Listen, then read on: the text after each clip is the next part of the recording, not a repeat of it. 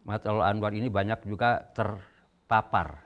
Oh. Ya, malah saya tanya ke ke aparat keamanan, katanya justru para pelaku teroris itu mayoritas adalah alumni Matlaul Anwar.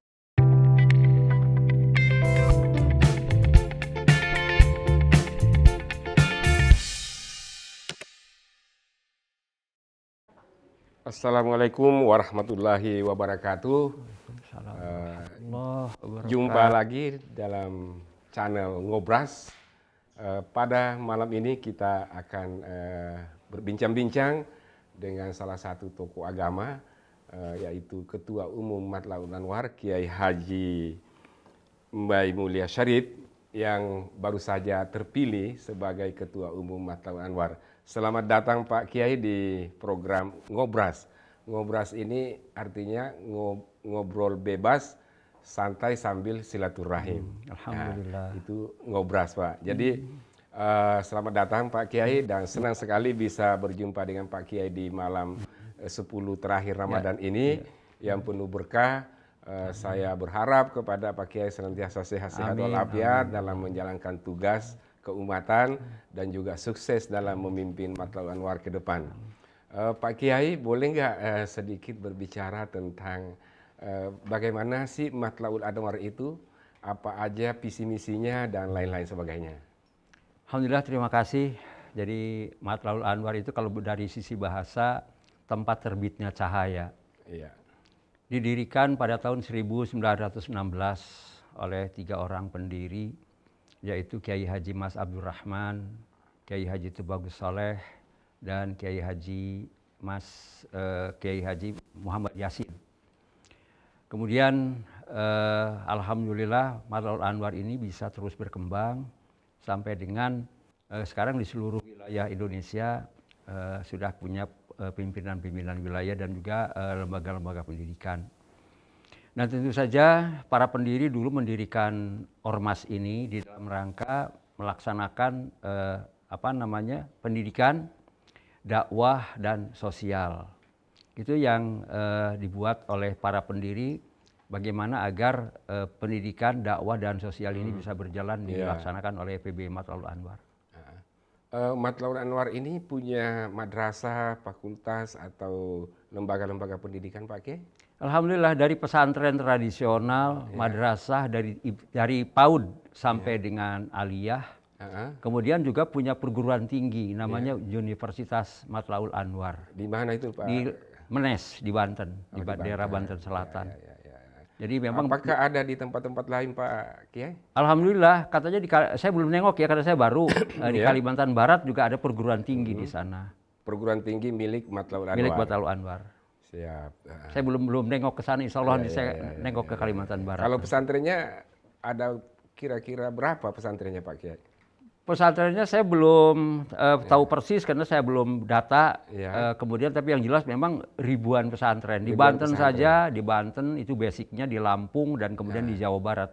Itu bisa puluhan ribu itu. Puluhan ribu pesantrennya. Itu di bawah organisasi Matlaul Anwar. Kalau pusatnya Matlaul Anwar ini di mana Pak Kiai? Kalau pusat kegiatan pendidikannya basicnya ya di Menes itu di Kabupaten Pandeglang. Tapi kantor pusatnya ada di Jakarta. Pak Kiai, ini kan seperti yang kita tahu selama ini kan banyak kelompok-kelompok atau saudara-saudara kita umat Islam yang sering membawa Islam itu seakan-akan Islam itu ajaran yang keras gitu kan ya. Artinya seakan-akan mereka itu menunjukkan wajah Islam yang keras. Kira-kira bagaimana menurut Pak Kiai ini? Apa yang dilakukan oleh Matlaul Anwar dalam menyikapi perkembangan pemikiran keagamaan seperti ini? Memang saya prihatin ya ketika saya masuk ke Matlaul Anwar dan kemudian diminta untuk menjadi ketua umum di PB Matlaul Anwar ini, ternyata memang Matlaul Anwar ini banyak juga terpapar. Ya, malah saya tanya ke ke aparat keamanan, katanya justru para pelaku teroris itu mayoritas adalah alumni Matlaul Anwar. Prihatin sekali. Nah, kemudian memang pada tahun 1992 di Banten itu pernah muncul gerakan Negara Islam Indonesia. Iya. Yang kemudian oleh Korem waktu itu, Komando Resor Militer 064 Maulana Yusuf, namanya dikecilkan menjadi kelompok kecil penentang Pancasila K2 P2. Dan itu rupanya sel itu, dan rupanya sel itu masih hidup. Nah itulah mereka yang terus mempengaruhi, memprovokasi anak-anak yang baru belajar Islam, punya semangat tinggi, kemudian diberikan pemahaman-pemahaman yang radikal seperti itu. Sesungguhnya Islam itu tugas utamanya adalah dakwah dan pendidikan. Ketika Rasulullah SAW di Mekah saja, oleh kaum Quraisy melalui pamannya Abu Thalib diminta untuk berhenti dakwah. Rasulullah dengan tegas menjawab, "Wallahi ya ammi, demi Allah paman, seandainya mereka bisa menempatkan matahari di tangan kanan dan rembulan di tangan kiri, saya tidak akan pernah berhenti dakwah sampai saya berhasil atau hancur karenanya." Nah, kalau misi ini yang kita jalankan dakwah, tidak mungkin ada kekerasan. Karena dakwah itu merangkul. Dan dakwah itu kan kaidahnya adalah amar ma'ruf nahi mungkar. Amar ma'ruf itu bil ma'ruf, nahi mungkar itu ghairu mungkar. Cuma sekarang banyak yang duluan nahi mungkar dulu, baru amar ma'ruf ya. Itu kan nggak bisa. Amar ma'ruf kita harus konsisten pada amar ma'ruf nahi mungkarnya nanti di belakang. Karena yang sekarang ini ibaratnya kayak nahi mungkar yang lebih utama, gitu kan ya. Itu kan sudah menyalahi kaidah itu sendiri. Menyalahi kaidah Jadi kalau nahi mungkar yang dikedepankan akan menimbulkan kebencian. Kalau dakwah itu kan kita menimbulkan orang cinta. Merangkul, simpati kan. Dan merangkul semua orang. Seorang dai itu setiap muslim sebetulnya dia adalah dai. Dakwah dengan perilaku, dengan perkataan, dengan perbuatan di berbagai lini. Misalnya jadi karyawan, dia jadi karyawan yang disiplin, karyawan yang santun, karyawan yang jujur, karyawan yang ulet, karyawan yang setia.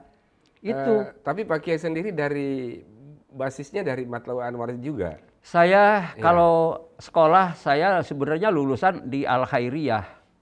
Jamiat Khairiyah. Bukan, di Serang itu, di Banten itu ada dua lembaga pendidikan yang besar. Di utara itu Al Khairiyah namanya, yang didirikan oleh Panglima Divisi 1000 di Banten dulu, Kiai Haji Brigjen Kiai Haji Samun. Kemudian di Banten Selatan ada Matlaul Anwar. Nah saya alumni Al Khairiyah, tapi alhamdulillah saya kemudian diminta untuk maju sebagai pimpinan di Matlaul Anwar. Masya Allah. Sukses Pak Kiai. Lalu Pak Kiai tadi bercerita tentang bahwa dulu ada divisi-divisi tentang Negara Islam Indonesia di Banten itu. Kira-kira sampai sekarang fenomena itu masih kuat nggak di Banten itu, Pak? Masih. Dan itulah mereka yang terus mempengaruhi, memprovokasi, kemudian juga merekrut anak-anak muda terutama. Nah mereka itulah yang kemudian akhirnya memusuhi orang tuanya. Karena kalau orang tuanya tidak sealiran dengan dia, dianggap kafir gitu.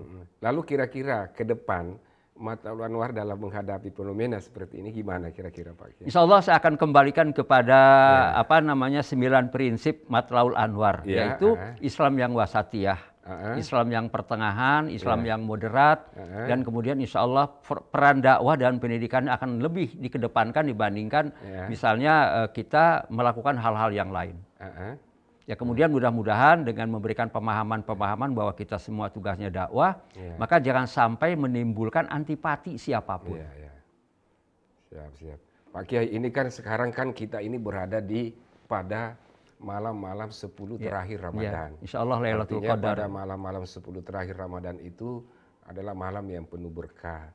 Dan banyak masyarakat kita yang sekarang ini tentu mulai menyiapkan pertama bagaimana menghadapi Idul Fitri, khususnya yang terkait dengan zakat. Zakat. Pak Kiai bisa nggak kira-kira menjelaskan ke kami dan ke masyarakat dan pemirsa ngobras ini tentang zakat itu. Apa sih zakat itu dan bagaimana zakat itu harus ditunaikan? Ya, zakat itu kaitannya dengan ekonomi. Artinya gini, Rasulullah itu mewajibkan zakat itu memang supaya harta tidak berputar di antara orang-orang kaya saja. Ada semacam redistribusi aset. Jadi di dalam harta seorang muslim itu ada hak orang lain, yaitu 2,5%. Itu yang wajib. Nah, kemudian Rasulullah dengan tegas menyatakan bahwa tiada sholat tanpa zakat, tiada zakat tanpa sholat. La sholata liman la zakatalah, la zakata liman la sholatalah. Jadi orang yang sholat itu harus bayar zakat. Orang yang bayar zakat tidak sholat ya tidak ada zakatnya gitu. Nah, jadi kita harus peduli kepada saudara sesama kita dan dengan tegas Rasulullah menyatakan malam yahtamma bi amril muslimin falaisa minhum. Barang siapa yang tidak peduli kepada sesama muslim, dia bukan golongan kami. Siapa-siapa saja Pak Kiai yang harus bayar zakat? Orang-orang yang sudah mencapai nisab dan haulnya. Ya. Jadi nisabnya itu sekitar 48 gram. Kalau dia punya emas. Emas, artinya nanti dikonversi dengan harga emas sekarang. Iya. Lalu para profesional yang sekarang sudah mulai muncul, misalnya zakat profesi yang dibayarkan setiap bulan ketika gajian, itu mungkin mengambil dari zakatnya para petani, yaumah hasodih. Nah, petani saja itu setiap panen dia bayar 10% itu. Nah, bagaimana dengan orang yang profesinya dengan pendapatan jadi, misalkan besar? Pak Kiai, kalau ada orang yang bergaji di atas 10 juta setiap bulan atau 15 juta kan mungkin kayaknya kecil. Di Indonesia itu sebenarnya bergaji 10 juta, 15 juta itu sudah biasa sudah biasa. Kayak dulu gitu gaji orang cuma 700.000, 800.000 gitu kan. Sekarang kayaknya banyak orang yang bergaji di atas 10 juta. Kalau mereka ini Pak Kiai, apakah mereka harus bayar zakat? Harus. Zakat profesi itu sekarang sudah dimunculkan oleh fatwa. Berapa yang mereka harus bayar Pak Kiai? 2,5% kali pendapatannya. Selama setahun? Selama setahun. Jadi dihitung? Dihitung. Jadi misalkan saya punya gaji 10 juta. Kali 12 kan 120 juta. 120 juta. Kemudian 120 juta itu dibagi kali 2,5%. Kali 2,5%. Kan kecil sebetulnya kan. Itulah yang harus dikeluarkan oleh seseorang. Kecil saja. Dan itu wajib ya Pak Kiai? Wajib. Itu untuk membersihkan, menyucikan harta-harta kita. Kira-kira Pak Kiai, batas minimal yang menurut Pak Kiai itu gaji berapa kira-kira yang harus dikeluarkan zakat? Saya kira gini. Kan ada yang 5 juta, ada yang 7 juta, ada yang 8 juta, gitu kan ya. Ada yang 3 juta. Apakah yang 3 juta, yang 5 juta itu juga harus ngeluarin zakat atau bagaimana? Kan kalau 1 juta Pak, itu hanya 25.000 zakatnya. Kecil sekali kan sebetulnya. Dan setiap kita membayar zakat, itu Allah ganti pasti. Gitu. Jadi nggak usah ragu-ragu lah gitu ya. Jadi artinya di sini berapapun gaji kita ada zakatnya. Nah, jadi misalnya belum nyampe nisab dan haul ya katakanlah sodako, infak, sodako kan sama lah gitu kira-kira ya. Maksud saya Pak Kiai, misalkan gaji saya 3 juta, apakah saya harus membayar zakat juga? 3 juta dikali 12 berarti 36 juta ya. Kalau 48 gram emas sama dengan kira-kira sekarang 1 juta ya. Belum nyampe kan. Tapi gak ada masalah kalau kita ya udahlah kita infak sajalah, kita sedekah sajalah. Artinya kalau gaji 3 juta itu belum memenuhi. Belum nisab. Belum nisab ya. Kalau ukuran 48 gram ya. Ukurannya jadi itu dianukan ke 48 gram ya. Baru bisa patokannya ya. Untuk 1 tahun. Untuk 1 tahun. Artinya kalau mereka yang bergaji belum bisa senilai dengan 48 gram dikonvertit ke rupiah gitu kan, berarti itu mereka belum bisa bayar gaji, belum bisa bayar zakat profesi. Prinsipnya kan Islam itu agama yang mudah. Kata Rasulullah yasiru wala tu'asiru, permudah jangan persulit. Artinya kalau sudah kita mencapai untuk bayar zakat itu kan bagi yang mampu, bagi yang sudah mencapai nisab dan haulnya. Bagi yang tidak ya tidak diwajibkan. Gitu. Walaupun juga. Tapi yang diwajibkan ini yang sudah mencapai nisab dan haul. Dengan itu ya Pak Kiai ya. Terima kasih Pak Kiai. Kalau misalkan zakat fitrah gimana itu Pak Kiai? Kalau zakat fitrah itu wajib. Wajib. Ya karena gini, ketika kita mau Idul Fitri kan, itu padahal sebenarnya Idul Fitri itu hari raya berbuka kembali.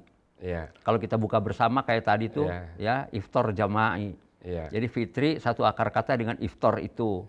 Nah artinya pada hari raya Idul Fitri itu semua orang harus berbuka. Oleh karena itu seorang yang paling miskin sekalipun tidak boleh dia sampai kelaparan. Nah itulah makanya ada zakat fitrah. Zakat yang semua yang hidup, bahkan bayi yang baru lahir pun sudah harus bayar zakat fitrah. Kan kecil sekalinya 2,5. Ya 3 kilogram lah gitu. seberapa sih, hanya 30.000 mungkin gitu ya. Iya, iya. Satu orang. Satu orang Jadi 3 kilo. 3 kilo ya. Ya. Ada Jadi yang sekarang mengambil ukurannya, 2,5 kilo, ya, kita ambil aja lah 3 kilo gitu. 3 kilo ya, satu orang ya. Jadi kalau dalam satu keluarga 5 kilo ya, 5 orang, Iya. 3 dikali 5. Iya. Itu zakat fitrahnya Iya. untuk beras. Beras, Ya. makanan pokok lah. Ya, makanan pokok. Itu juga bisa dibayar dalam bentuk lain ya. Bisa untuk dipermudah Ya, misalkan dengan uang. misalnya. bayar pakai uang ya, bisa ya Pak iya, Kiai ya. iya, Ya. iya. Oh. Ini Itu dipermudah kapan lah. harus dibayar Pak Kiai? Yang utama itu sebelum sholat Id. Oh, Itu harus yang sebelum utama, Id ya, itu yang ya. utama, waktu yang afdol itu. Tapi kan kita untuk tidak mempersulit lah. Biasanya di tiap lingkungan, malah sekarang ini kan Basnas di tiap kabupaten, kota juga sudah jalan dengan baik. Artinya kita bisa H-1 atau malam takbir lah Malam gitu. takbir. Harus bayar situ ya. Ya. Ya. Sekarang juga bisa. Bisa, tapi tidak afdol gitu. Ya, tapi abdalnya pada saat Saat sebelum menjelang Idul Id Fitri, ya. atau misalnya kalau yang sekarang sudah Sehari, biasa ya. berjalan itu malam takbir. Ya, ya, ya. Pak Kiai, ini kan sisa berapa hari kita akan merayakan Hari Raya Idul Iya, Fitri. Dan seperti yang kita ketahui bahwa pemerintah melarang keras untuk melakukan mudik untuk mencegah Iya. penyebaran COVID-19 ini. Kira-kira pesan Pak Kiai kepada seluruh masyarakat Indonesia dan pemirsa Ngobras ya, kira-kira apa menjelang Idul Fitri ini Pak Kiai? Ya, sebenarnya kan kita sekarang ini dalam suasana COVID-19 ini sedang jihad kemanusiaan. Iya. Karena Islam mengajarkan menyelamatkan nyawa seorang manusia sama dengan menyelamatkan nyawa seluruh manusia, keahyan nasa jami'a. Iya. Nah, sekarang ini kita harus menjaga nyawa kita, jiwa saudara kita, jiwa keluarga kita, dan jiwa orang lain.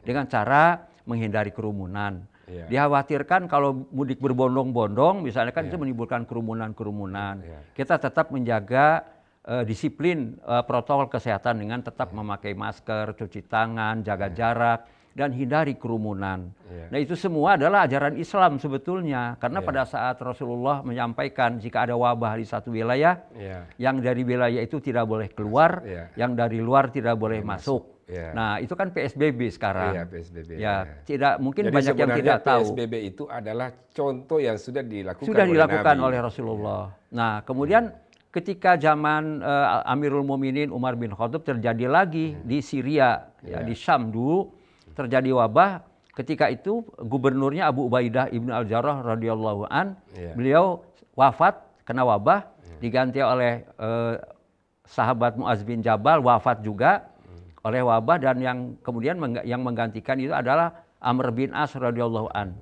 Nah, Amr bin As menyatakan bahwa wabah itu seperti api, bahan bakarnya tubuh manusia. Berpencar, hindari kerumunan. Selesai wabah itu. Nah sekarang ini pemerintah sudah sangat bekerja keras untuk mengendalikan agar wabah ini segera berhenti. Nah tanpa dukungan seluruh masyarakat, kita tidak akan pernah berhenti, ini akan terus menerus. Kasihan anak-anak kita yang harus sekolah daring. Kasihan para pekerja kita yang banyak kehilangan pekerjaan. Oleh karena itu saya menghimbau, mengajak kepada seluruh bangsa Indonesia untuk bersama-sama menyelamatkan nyawa pribadi, nyawa keluarga, dan nyawa orang lain. Kita sekarang ini dalam rangka jihad kemanusiaan. Artinya tidak ada apa-apa kalau kita di rumah saja Idul Fitri. Tidak ada masalah kok. Bersabar sajalah. Bersabar sajalah ya. Iya, saya juga sama. Anak saya satu di Kalimantan, satu di Jogja. Kan mereka juga nggak mudik sama. Gitu. Jadi bukan satu orang ya. Bukan. Jadi semua saya orang pun punya mengalami. Gitu. Saya udah dua lebaran nih, anak saya nggak pulang kan. Saya pikir saya ingin mengucapkan terima kasih banyak kepada Pak Kiai atas kesediaannya memberikan wejangan kepada kita pada kesempatan kali ini. Terima kasih banyak Pak Kiai. Mudah-mudahan di lain waktu kita bisa kumpul lagi bersama Ngobras. Sekian, wassalamualaikum warahmatullahi wabarakatuh. Waalaikumsalam warahmatullahi wabarakatuh.